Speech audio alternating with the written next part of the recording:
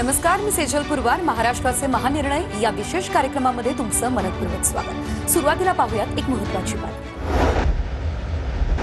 दिवाळीआधी शेतकऱ्यांना मदत देण्यास सरकारकडून सुरुवात करण्यात आली आहे आणि त्यासाठी राज्य सरकारकडून काही जिल्ह्यांमध्ये 480 कोटी रुपये वाटपासही मंजुरी देण्यात आली होती.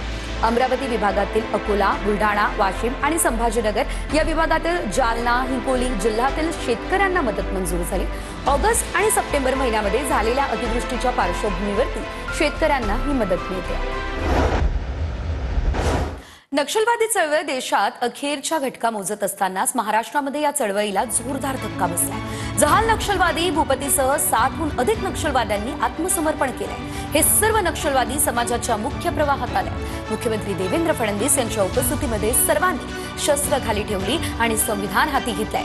विकासाचा मार्ग हा बंदुकीच्या धाकावर खुला होत नाही तर लोकशाहीतून वृद्धिंगत होतो हे त्यांनी मान्य केलंय. मुख्यमंत्री देवेंद्र फडणवीस यांच्या हस्ते सोलापूर मुंबई विमानसेवेचा शुभारंभ करण्यात आलाय. नव्यानं सुरू करण्यात आलेल्या सोलापूर मुंबई विमानसेवेमुळे सोलापूर परिसरातील औद्योगिक विकासाला गती मिळणार आहे. पर्यटन क्षेत्राला चालना मिळून रोजगाराच्या नव्या संधी निर्माण होतील असं प्रतिपादन मुख्यमंत्री देवेंद्र फडणवीस यांनी केलंय. तर येत्या काळात सोलापूरला नाईट लँडिंग सुविधा आणि बोईंग विमानसेवा सुरू करण्याचे प्रयत्न करण्यात येणार आहेत आणि त्यासाठी नागरिकांनी सहकार्य करावं असं आवाहन सुद्धा या दरम्यान मुख्यमंत्री देवेंद्र फडणवीस यांनी केलंय. उडान योजनेअंतर्गत 65 कोटी रुपये खर्च करून विमानतळ टर्मिनल इमारत उभारण्यात आलंय. सोलापूर एक असं शहर आहे की एका एअरपोर्टमुळे आणि आमच्या शक्तीपीठ सारख्या कनेक्टिव्हिटीमुळे आज पंढरपूर असेल, आज या ठिकाणी सोलापूर असेल, आज या ठिकाणी तुळजापूर असेल, ही सगळी शक्तीपीठं आपली ही जोडली जाणार आहेत आणि मी तुम्हाला दाव्यानं सांगतो ही सगळी कनेक्टिव्हिटी झाल्यानंतर इथे येणाऱ्या भाविकांची संख्या ही 3 पटीने वाढेल आणि त्यातनं मोठ्या प्रमाणात रोजगाराची निर्मिती देखील होईल.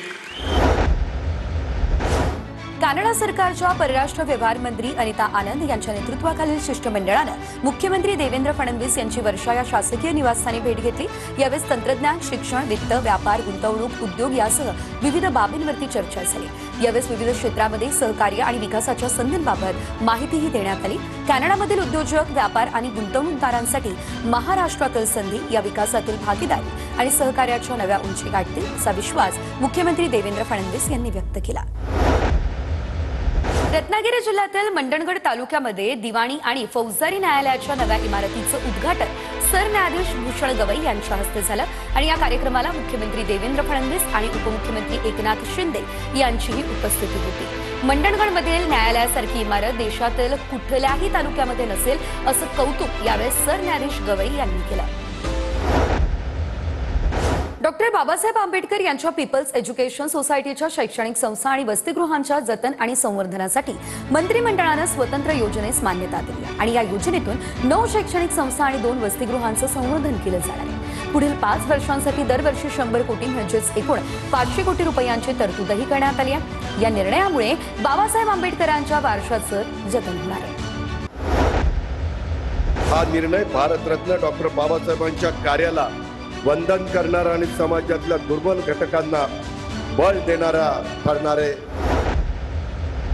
सिंधुदुर्ग जिल्ह्यामध्ये राज्य परिवहन महामंडळाच्या पायाभूत सुविधांचं बळकटीकरण करावं आणि जिल्ह्याच्या भौगोलिक विस्ताराचा विचार करून त्या प्रमाणात बसेस देऊन परिवहन सेवा सक्षम करावी असे निर्देश परिवहन मंत्री प्रताप सरनाईक यांनी दिले. मंत्रालयामध्ये सिंधुदुर्ग जिल्ह्यातील एसटी महामंडळाशी संबंधित विविध विषयांबाबत बैठक झाली आहे आणि त्यावेळेस परिवहन मंत्री प्रताप सरनाईक बोलत होते. मुख्यमंत्र्यांच्या 150 दिवसांच्या अनुकंपा भरती कार्यक्रमाअंतर्गत आता अनेक तरुण तरुणींना रोजगाराच्या संधी मिळाल्यात. नाशिक जिल्ह्यातील धनंजय निकम या तरुणाला देखील कृषी विभागात कनिष्ठ लिपिक या पदावरती नोकरी मिळाली आणि याबद्दल त्यानं शासनाचे आभार मानले. माझे वडील नागेश काशीनाथ निकम जिल्हा माहिती कार्यालय शिर्डी संदेश वाहक या पदावर होते.